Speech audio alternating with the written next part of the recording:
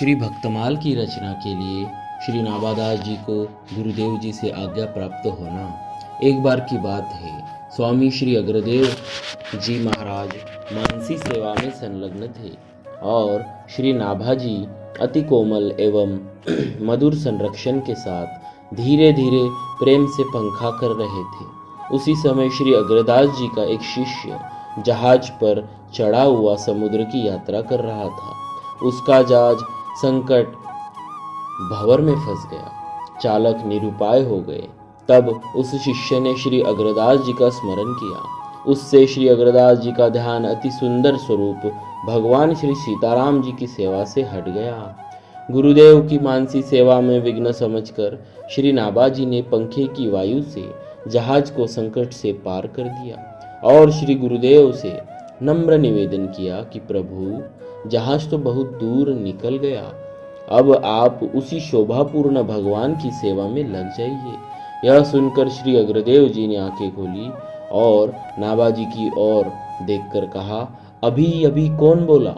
श्री नाभा जी ने हाथ जोड़कर कहा, जिसे आपने बचपन से शीत प्रसाद देकर पाला है, उसके आपके उसी दास ने प्रार्थना की है प्रभु।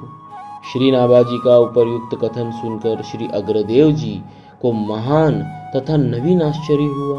मन में विचारने लगे कि इसका यहाँ मेरी मानसी सेवा तक प्रवेश कैसे हो गया और यहीं से जहाज की रक्षा कैसे की।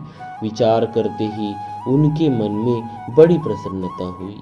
वे जान गए कि यह सब संतों की सेवा तथा उनके शीत प्रसाद ग्रहण का ही प्रभाव है, जिससे ऐसी दिव्य दृष्टि प्राप्त हो गई।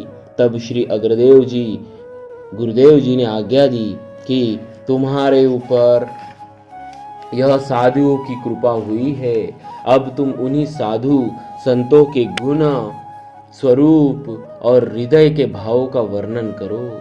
इस आज्ञा को सुनकर श्री नाभा जी ने हाथ जोड़कर कहा, भगवंत, मैं श्री राम श्री कृष्ण के चरणों को तो कुछ गा भी सकता हूँ, परंतु संतों के चरित्र का और छोर नहीं पा सकता हूँ, क्योंकि उनके रहस्य अति गंभीर है। मैं भक्तों की भक्ति के रहस्य को नहीं पा सकता। तब गुरुदेव जी श्री अग्रदेव जी ने समझा कर कहा, जिन्होंने तुम्हें मेरी मानसी सेवा और सागर में नाव दिखा दी, वही भक्त भगवान तुम्हारे हृदय में आकर सब रहस्य को कहेंगे और अपना स्वरूप दिखाएंगे। दोस्तों, इसी प्रकार से भक्तमाल इस ग्रंथ का अति दुर्लभ, अति पवित्र, अति पावन ग्रंथ का निर्माण हुआ, वहाँ से शुरुआत हुई। जय जय श्री सीताराम जी।